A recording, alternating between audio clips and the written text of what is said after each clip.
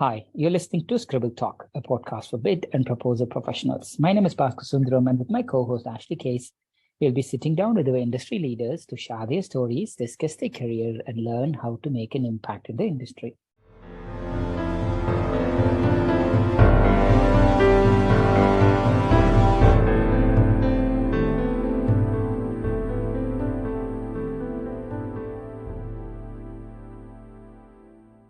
Today's guest is Sarah Shaffer. Sarah is a 14-year-old industry leader who has served and worked in small single-person proposal teams and large proposal teams. In 2020, she was recognized as an APMP 40 under 40 awardee and is also APMP Proposal Practitioner and Capture Practitioner certified. Currently, Sarah is Director of Intelligence, Sector Proposal Operations Organization at ManTech, where her team focuses on proposal mechanics, communications, setting expectations, and maximizing opportunities to lead through proposal solving. In her spare time, Sarah likes to spend time with her husband and 5-year-old son, who we love to build Legos and play adult league co-ed soccer. That sounds exciting, Sarah. So welcome to Scribble Talk, Sarah. Glad to have you with us. Great, thanks for having me.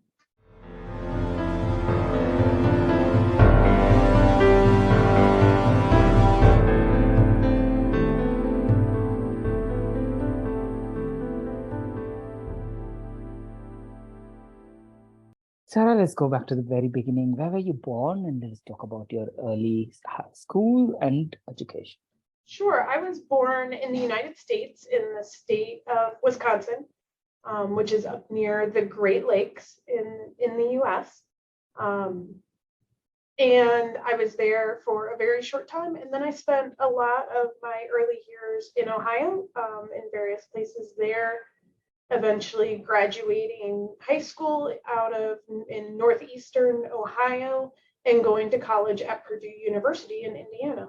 So at Purdue University, I actually studied theater. So I have a university theater degree with a focus in costume technology, which really is a fancy way of saying that I went to college to learn how to build clothes and how to cut fabric to make it look and represent what the designers drew in pictures onto the 3D forms of people. So taking those 2D fabrics and sewing techniques to create some pretty amazing 3D pieces of art that people just happen to wear on stage. That's great, sir. How was it growing through in multiple locations? Do you have any early memories of Wisconsin to Ohio to your education? So I was only in Wisconsin for a few weeks, so I don't have any memories of that.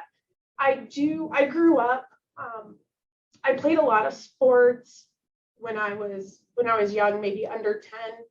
I, switched between various sports, but always kind of played soccer in the background, and then eventually played soccer year round on multiple teams. Whenever I could, there were jokes in high school at some of the local indoor soccer places, where people knew they could always just pick me up for their team because I would show up after school and I would not come home until 8 or 9 o'clock at night after the last game had played, and I would just play as much soccer as I could. So as we moved around, I have memories of moving trucks being recently removed from the driveway and getting in the car with my soccer bag and one of my parents going to a local field and trying to figure out what team I was going to go play on, or if I could pick up a practice. So soccer was one of those things that helped those transitions for me, regardless of where we were or where we were moving to. If I had my soccer bag and I could find a field and a couple folks to play with, I was in good shape. And when did you realize that you had the passion for soccer? I was still, I would say, pretty young. I don't remember if I was 11 or 12, but about that age. And I was playing tennis. And I had a tennis coach.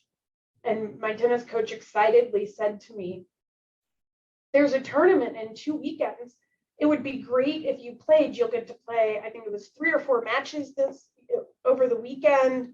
And I think it would be really great for you. I think you're ready to play in a tennis tournament." And I thought about it. And when I got in the car, I said to my mom, but if I play in the tennis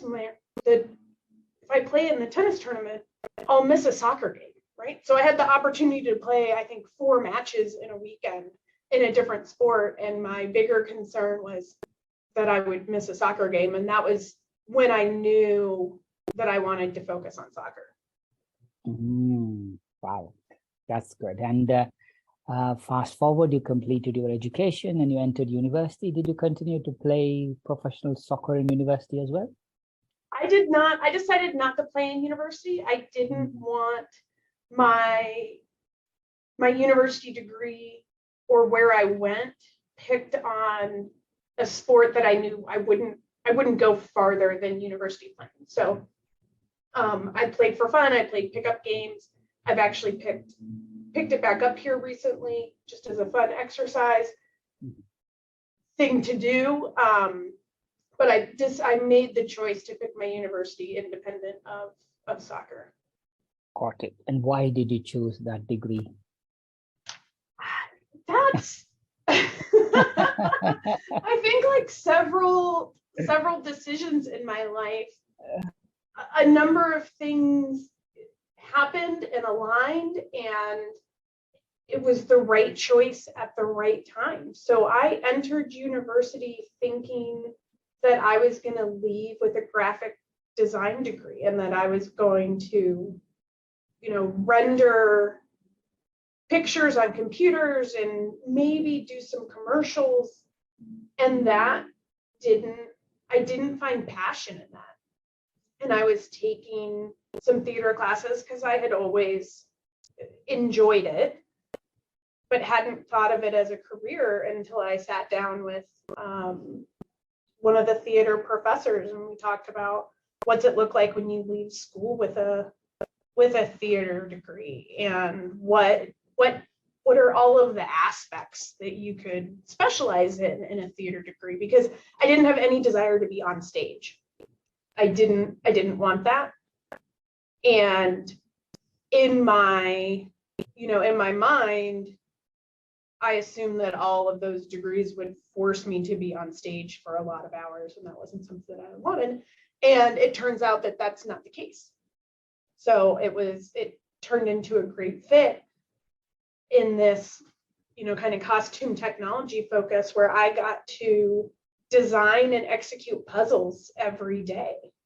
Every day a designer's bringing in a design for something, and working through the math and working through what or learning new skills about how fabrics move and how you can put them together and reinforce them, and where the seams should be and what shape you should cut the pieces to and what order you should put them together in, so that you then have this 3D representation of what somebody drew on a page. And by the way, replicating that across different people who have totally different body types was this great puzzle that I loved to address every day when I came in.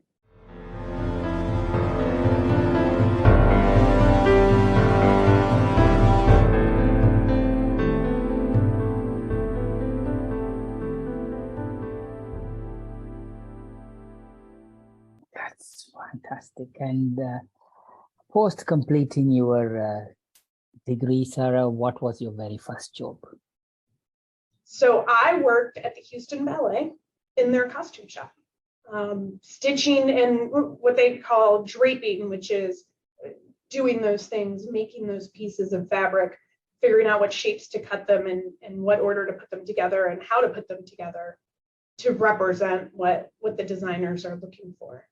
And so right out of university, I went to the Houston Ballet and worked in their costume shop. Nice. And from then on, when did you enter the proposal industry? So a couple years after that, I moved from Houston, Texas to Virginia. And I entered the proposal profession at first without even knowing that I had entered the proposal profession.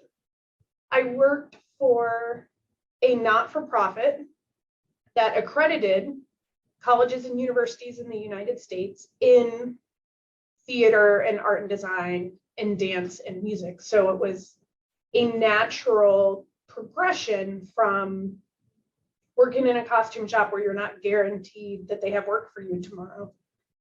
I was looking for a more consistent job, and I found this post-secondary accreditation world where the United States Department of Education will allow certain associations to accredit colleges and universities in the United States in particular curricula. So as I said, in this case, the group that I worked with worked in art and design, theater, dance, and music. And what they do is there are rules and regulations that have to be met. The colleges or universities write up reports about how they meet those criteria. A panel reviews those responses and either approves it or asks follow-up questions. And it turns out that that's proposals, right? At the time, I didn't know that the proposal industry even existed, but I was working proposals. And then I wanted to move to something a little bit different and maybe get into a different industry, because that's, post-secondary accreditation in the United States is a very small, very niche industry. And I had the opportunity to go work in a proposal shop. There was somebody who saw the parallels in what I had been doing with proposals and said, hey, I've got some work on a proposal team. Do you want to come try it? And I said, yes. Nice. So when you entered the proposal industry, you might have thought this is what I'm going to do, but you might be doing something totally different. Do you remember your very first proposal or the early years of your proposal career? I do. So my very first proposal, I showed up. I had been told, I don't really know what we need done. I know we're running a large proposal and we need other hands.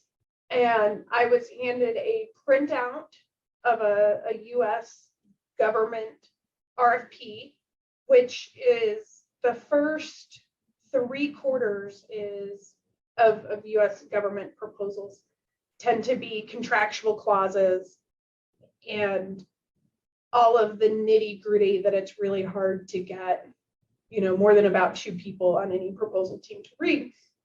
So I was handed probably 200 pieces of paper printed off RFP and asked to read it and identify anything that might be of interest or concern was the guidance that I was given. And so I sat for, I think 3 days maybe, and read through all of the contractual clauses, 100 pages at least of contractual clauses, flagging things. And when I sat back down with the head of that proposal shop to go through, of course, some of them, it turns out, and I know now, are the kinds of clauses that are in all of the proposals, but several of them were not. And having those conversations, having identified items that other people had overlooked, or in that first read, I identified a requirement for a table of information that nobody else had found to date. And that kind of scavenger hunt nature of it, that seeking things out and finding them and then having conversations about, where do you put that table of information? And do you combine it with something else? Or, right, how do you solve that puzzle? It had me, it got its hooks in me, and I'm still here. Still doing it. That's nice, Sarah. And over the years, you might have done a lot of proposals for different sectors, different regions. So talk us through any memorable bids, and good, bad, ugly, and share your proposal experience with us. Yeah, so I think there's a few, right? So there's the first, I'll call it large bid that I did, right? And watching here in the US, there are still some customers and some proposals that we print hard copy. And I've also been doing this enough years that it was more prevalent when I started. But watching the first large truck filled with a proposal that you worked on pull out of a loading dock because it's got 35 or 40 boxes in the back of hard copy paper that you have managed through the process is always something to remember, right? Kind of seeing all of that work culminated in 40 cardboard boxes filled to the brim with binders and paper. But then there's also the ones that have been memorable, where I've been able to help newer employees through a new skill set. And that is something that continues to resonate with me. The ability to teach people new skills or teach them another way of addressing a requirement, looking at something for compliance and seeing where the guardrails are in compliance, right?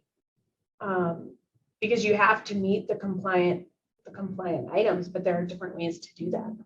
And determining what you can do within those guardrails and helping people to understand maybe a new skill or a new approach that gets to an even better product.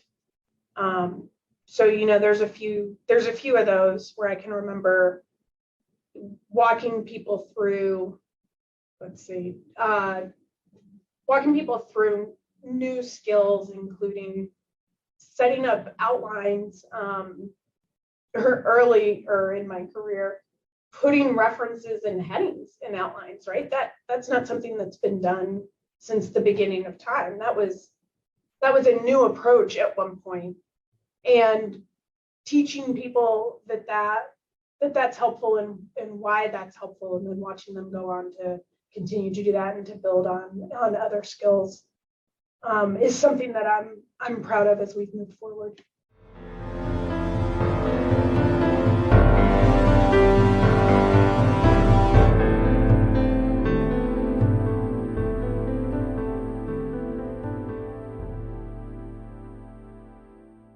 Totally, Sarah. And at what point in your proposal career did you come across APMP as an industry body? So I joined APMP in 2013, I believe. So I was a few years into my career, and I had heard, right? I had heard that it was a thing, and so I figured I'd try it. And I remember thinking, oh, I'm not the only one who has accidentally fallen into this thing called proposals.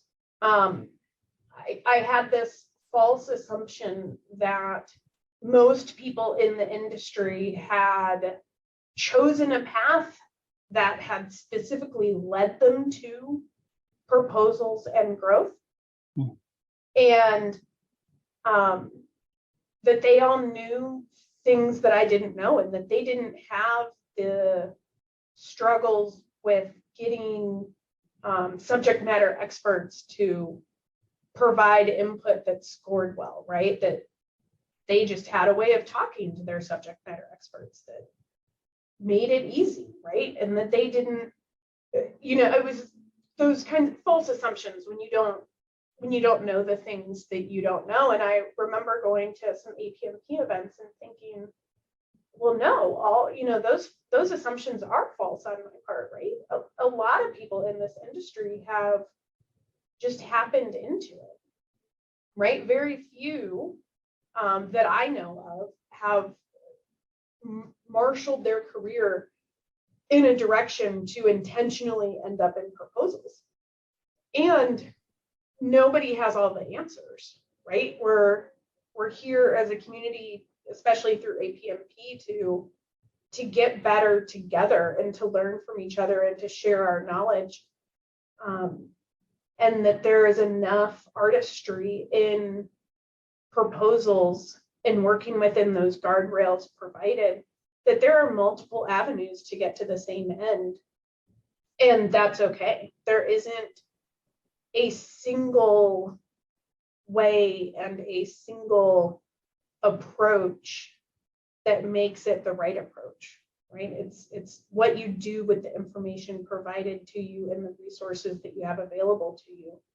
And you can still create a compliant and compelling proposal. And congratulations of winning the 40 under 40 a year ago. How was that experience? And I know you have also been an active member of APMP NCA chapter as well. Talk us through about your association with APMP. Yeah, so 40 under 40 was a great honor. I was so very happy to win that award in 2020. And I think it's a nice reflection and acknowledgement within the community, right? There is now, there's still really only proportionally a handful of individuals who have been able to accomplish that. And it provides almost a preset bonding with other folks who have accomplished that achievement. For example, at the International Women's Summit this summer, I had the opportunity with APMP to facilitate a panel discussion of 3 other APMP 40 under 40 awardees from various years. And it just kind of helped bridge that gap, and it helps that community feel even more close-knit as we were preparing for that event and having discussions. Additionally, I've been speaking more with the APMP NCA, the local National Capital Area NCA chapter here. And so I have really enjoyed that. I've had opportunities to speak and participate in their mentor protege program. They have a phenomenal mentor protege program here at the NCA chapter where they connect more experienced professionals with less experienced professionals based on their areas of interest. So I have been both a protege in the program and a mentor in the program, both equally as valuable. And I've had the opportunity to speak to other years of the program. So this year I spoke at one of their monthly sessions, just talking about skill development and how you can develop your skills, and was able to, again, grow my network, make more connections there, and provide a voice for some things that I want to provide a voice for in this industry and be able to give back in those ways.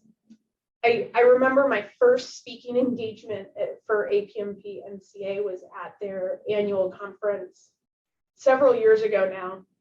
And I had an unconventional talk where I asked the team, the room, I split them all into teams and had them build a tower. There's an exercise where you try to build a tower with a marshmallow on top, which is, and you get string and dry pasta and a couple other craft type items. And the goal is to build the tallest tower in the room. But so what we talked about was, as you're working through this project in the room, you have to communicate well, right? And you have to get a team on the same page, just like you do for a proposal. And there are different processes that you can apply. So there was one team, I remember, that we had extra sets of the bags. So they split into 2. They had one person who was sure they had the right idea, so they built their own tower, and the rest of the team worked on a different tower, right? And I think a lot of us have had proposals that are parallel to that, right? Where you're working a process with a team, and either knowingly or unknowingly, you have 1 or 2 contributors who are off on their own, very much in their own direction, doing their own thing. So how do you pull that back in? And so we made a lot of those connections. And then I got the reviewer feedback from my session, and I got 2 feedbacks. One was, this is the best session, things should be more interactive, less PowerPoints, et cetera, et cetera. It was great. And then the other was, this was awful, nothing like this should ever be done again. And I remember thinking to myself, is that enough to deter me from speaking again? And it was not. So to see such a vast difference in the two feedback forms, and still feel as though I could bring something to teams, helped me actually set my goal this year of speaking more. In 2022, that was something that I worked hard to engage in more speaking engagements and put myself out there a little bit more. Nice, Sarah. And I was there for the NCA local one, but yeah, you were amazing. Thank you. Continue to share, continue to inspire us, Sarah. Thank you for that. Sarah, before we enter the random rapid fire question round, talk us through 3 things not many people know about you. 3 things. So one, I would say I was born in the same hospital as my father in Wisconsin. Nice. 2, another, trivial pursuit question about Sarah's life is that I have the same wedding anniversary as my parents and my husband's parents. So both my parents and my husband's parents got married the same month, same day, years apart, but same month, same day. And so when we got engaged and got married, we decided to take their anniversary. So we are second generation from both sides for our wedding anniversary.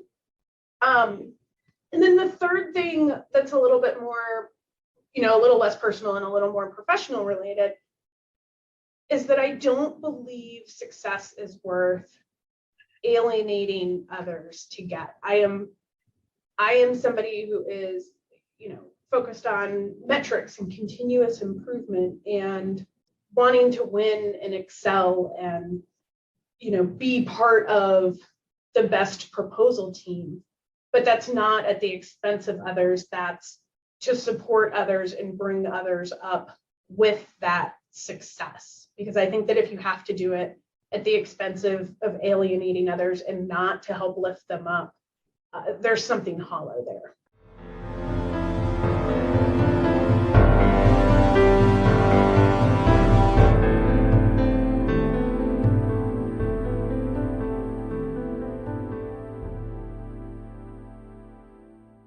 Nice. Thank you for sharing the 3 ones. So in the hobbies and interests, Sarah? Yes. So what are your hobbies and interests? So number 1 is chasing my 5-year-old around. He's great. We play in the yard. He actually has just started playing soccer. And for anyone else who has a small child who plays soccer,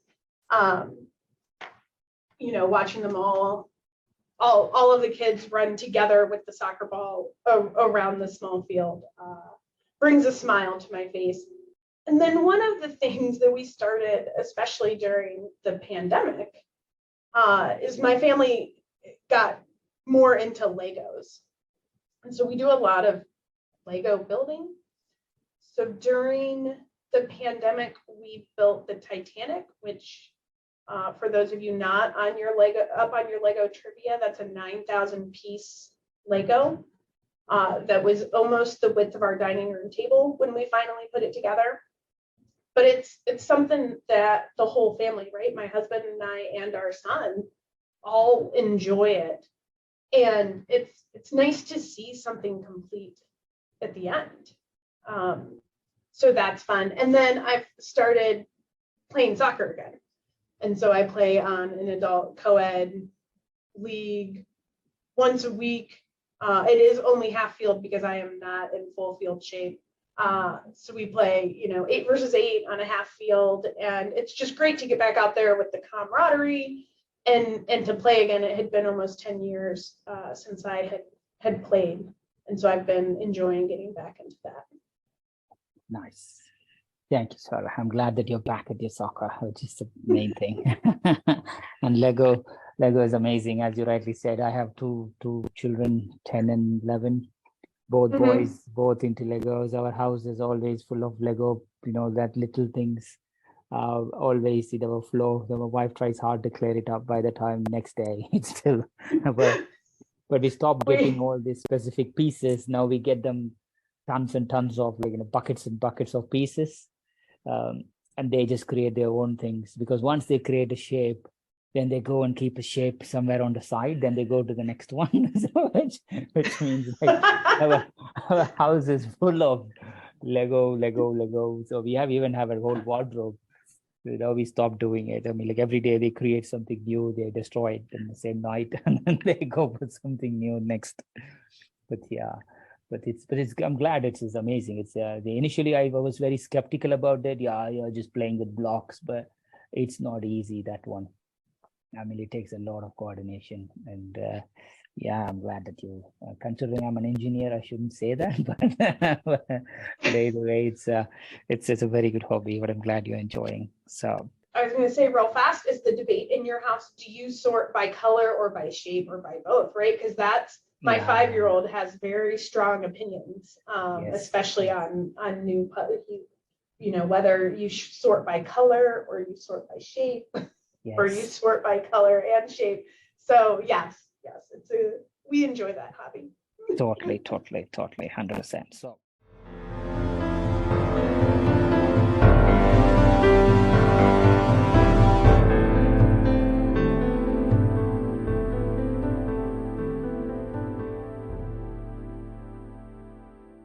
let's enter the Nutters round in honor of Howard Nutt, or the rapid random fire question round. So what's on your bucket list?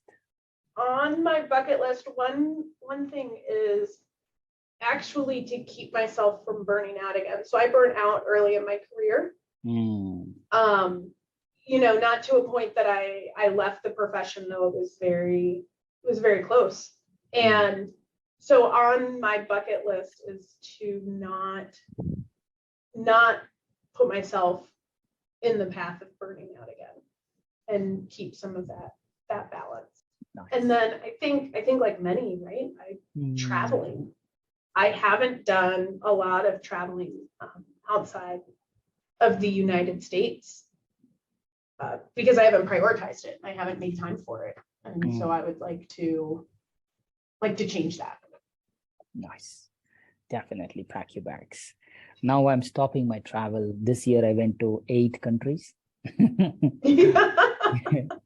So I'm totally, I mean, like in October, first 2 weeks I was in the US, then in the UK, then I went to India, then I was in the Middle East.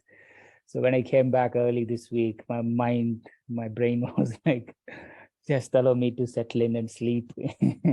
So no more holidays until Christmas, but then I'll be packing my bag again. So, but yeah, I think put your travel again in your calendar. Definitely it helps, but not back to back like typically what I did.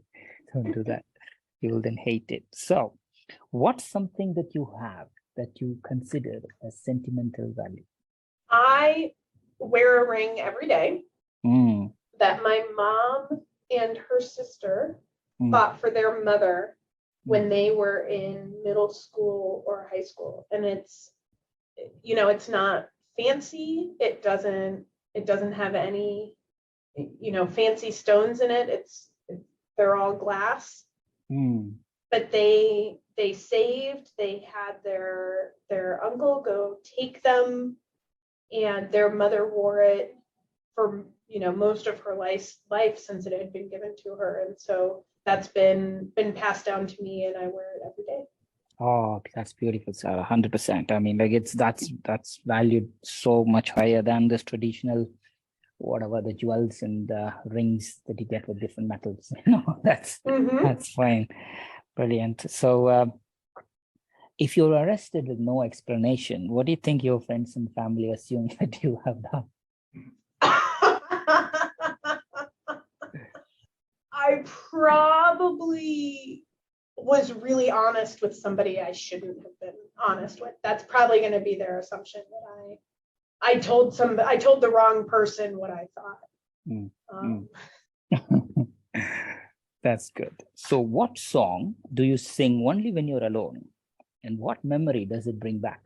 Most late 80s, early 90s Disney songs, Mm. I probably can remember most of the words too. Oh, Give me wow. just a second. And it brings back those Disney songs bring back those memories of childhood. Right, watching the movies on the sofa with my brother, having the downtime in our busy schedules to just enjoy each other, or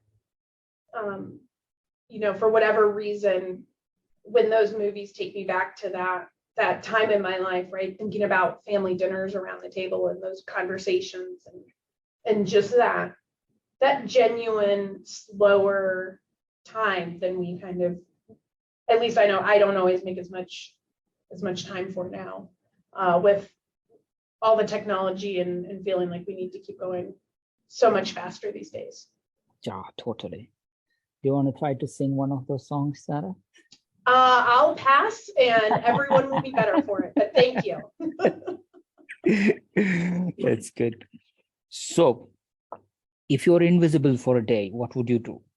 I think I would go people watch. Right?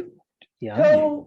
Go somewhere where there are folks just enjoying themselves, outside or at an event, and just watch human interaction in all of its versions, right? That's true. That's true. So, do you remember the last time you wrote a letter to someone? Let's see. I think the last letter I wrote was actually to my son's teacher, because that's how we communicate, because they have so many students. So they have a folder system where you can write a letter to the teacher and put it in the folder, and then they get it first thing in the morning. And so, it probably had something to do with either when was library day, or when should he be bringing library books back, or just something along those lines. But it is, it brings up a great point that it had been a long time since I had handwritten a letter, and even just writing a short letter that's daily, not daily, but that kind of general communication about, can you please remind me what day library day is? Maybe I'll sit down and put one together this week. Oh, that's so nice. Thank you, Sarah. So if you are given the opportunity to be a sports star, which sports star would you like to be, and why? It's hard to say, right? So I grew up in the kind of the era of the U.S. women's national soccer team. And so to me, they were a different kind of sports star than some of the stars that sell a lot more jerseys and people know a lot more names, and the ones that are celebrity. That's a difficult question.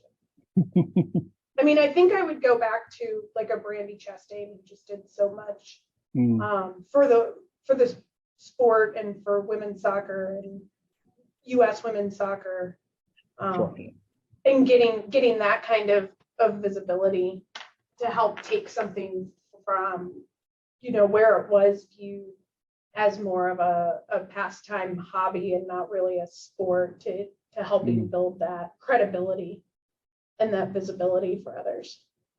That's nice.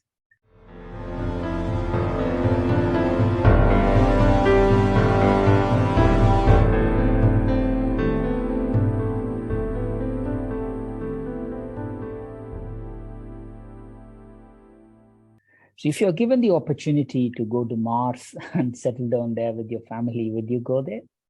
I don't think so. No?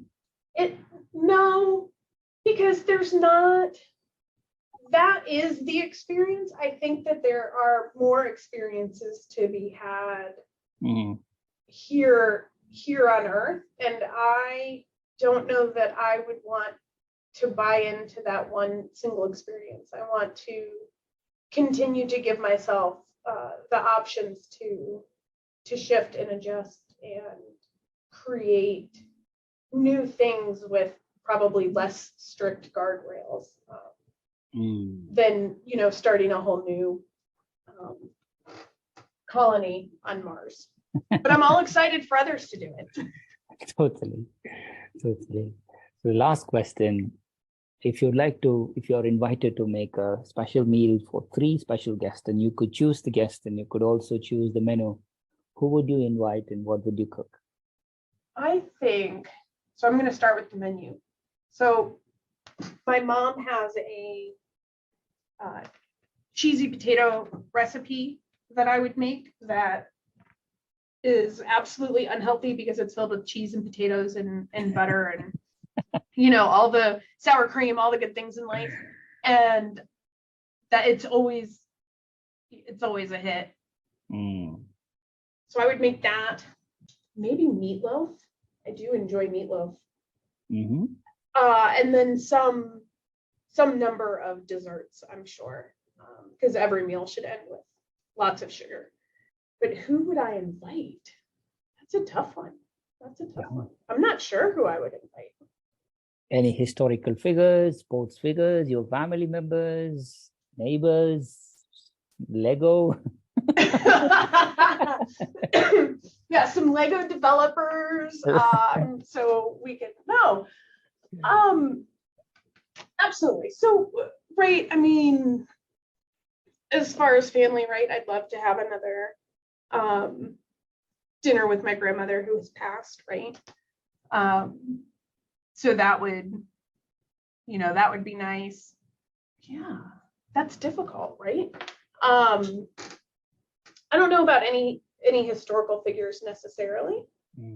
But I think anybody who we could have, intriguing conversations about, any manner of thing. I think that would be great.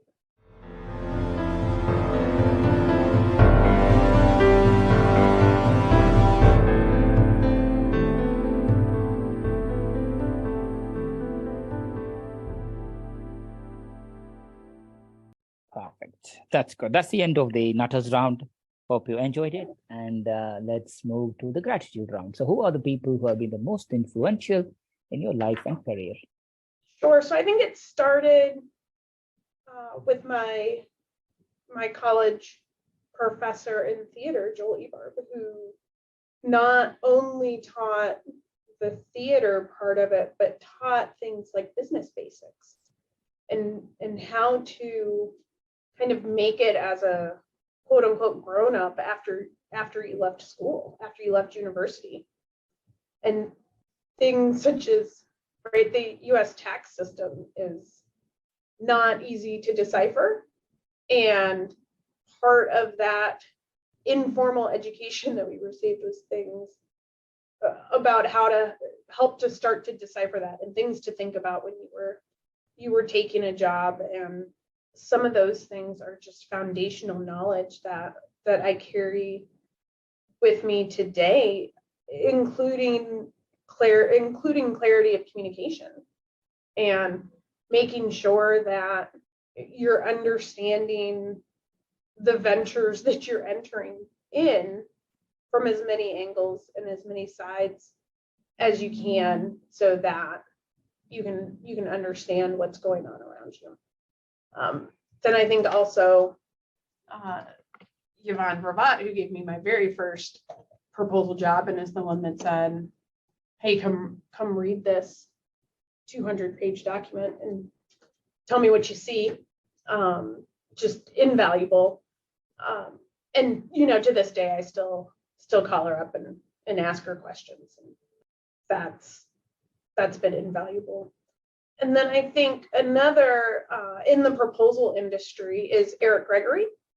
So I was paired with Eric Gregory in the APMP NCA Mentor Protege program, and he was my mentor and continues to be my mentor to this day.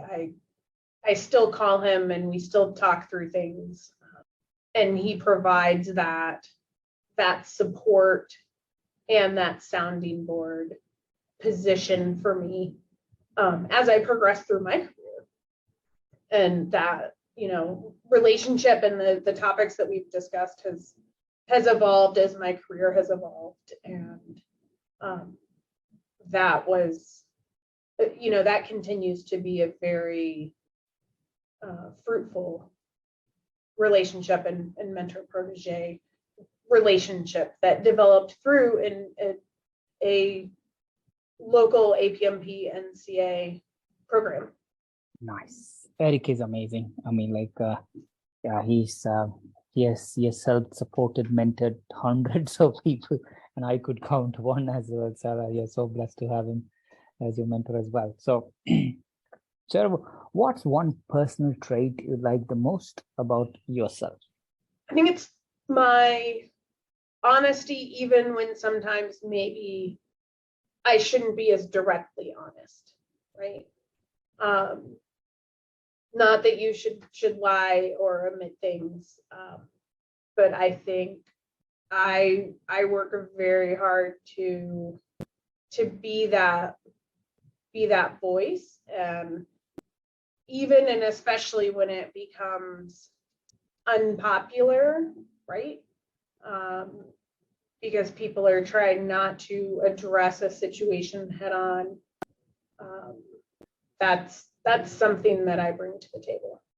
That's nice. I think we all need that honesty, especially in this time of testing times where, it seems to be like you can do anything to succeed.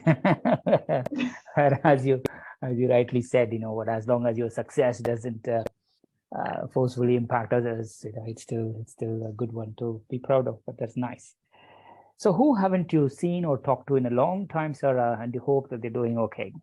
So I have 3 best friends from university, and we all have families and kids, and we're spread out across the United States, and we haven't seen each other in a lot of years now. And in fact, this weekend I was thinking through ways to try to make that happen in the next year, whether we do it with our families or without. We've got a lot of, not catching up to do because we still talk, but it's not the same as sitting in a room with somebody that you've known for 20 years and being able to see them. So.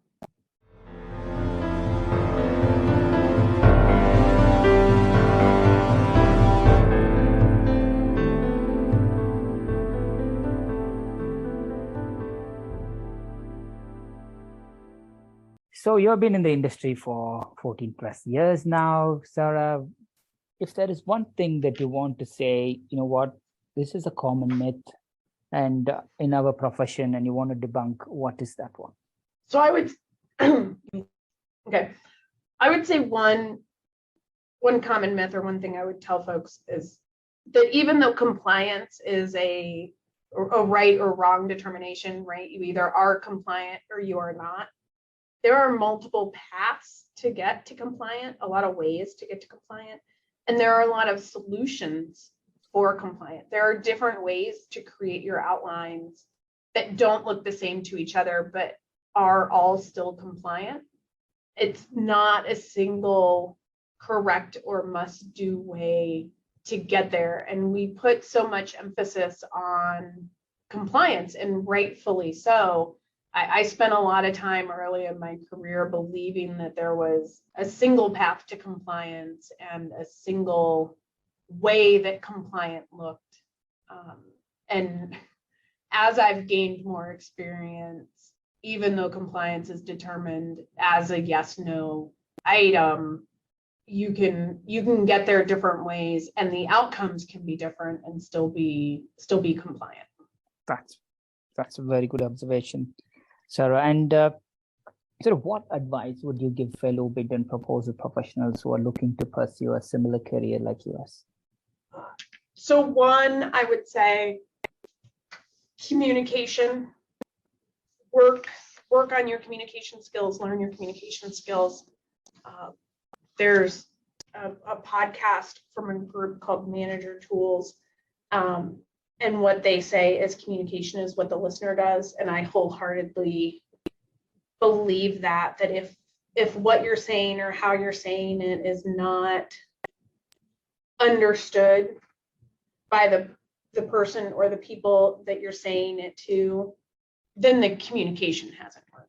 And keeping in mind that communication is what the recipient is doing with the information. So it's not about what is easy or comfortable for you. It is about what helps them. And then the other piece of advice that I would give is thinking about new situations and how to, I call it buying down the newness.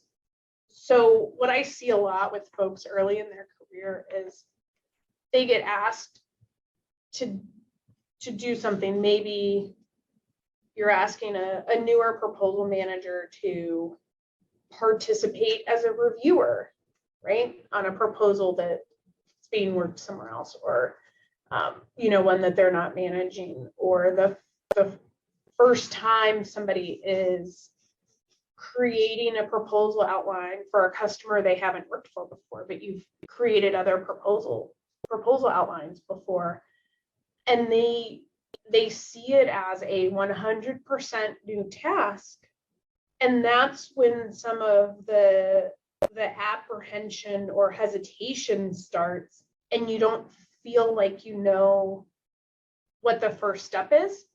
But if you can look at what feels to be a 100% new skill or request, and subtract some skills that you already have from that, so that there's less and less new. So if you already know, if it's your first time being a reviewer and you already know what the objective of the review is, right? You can buy down some of that newness because you know what you're supposed to do as a reviewer. Or if you know what documents to look at, right? Or if you're creating an outline and you know for a new organization, but you know where the instructions and the evaluation criteria are, right? You can start to buy down some of that newness, and all of this sudden this task or this project that you were asked to do that you thought was 100% new is now, you can apply skills that you've used in similar situations, or you've had the same situation for some part of that project. Or maybe you just know because you've seen those kinds of projects happen before and you know something not to do. But either way, it's less than 100% new. And as you buy down or subtract some of those skills and those things that you know, now you're looking at a project or a task that's maybe only 60% new or 40% new, and you know where to start because you can start with what you know. And being able to approach new skills, new activities, new projects in that way, and kind of buying down some of that new, so that you're not stuck in a place where you feel like you don't know which direction to go or what the first step is, I think is an invaluable skill that crosses industry and crosses even really between your personal and your professional life as you're approaching those kinds of topics. That's very comprehensive advice, Sarah. Thank you. Sarah, as we end the episode, is there any part of your life or career, or is there anything else you would like to share to the listeners? No, I'd like to thank you for this opportunity. This has been great. It helped support. I had a personal 2022 goal to do more, speaking engagements and help provide more of my expertise to the community at large. And this fits right in there. So I think I need to go take, the last month of the year and figure out what my 2023 goals are. Totally, Sarah. It's an absolute pleasure to have you. And don't worry, I'll let team know that you're interested in speaking, because we do host guests every week for our webinar. So we'll invite you early January to speak in one of your favorite topics. Don't worry, let us start and speak even more as 2022.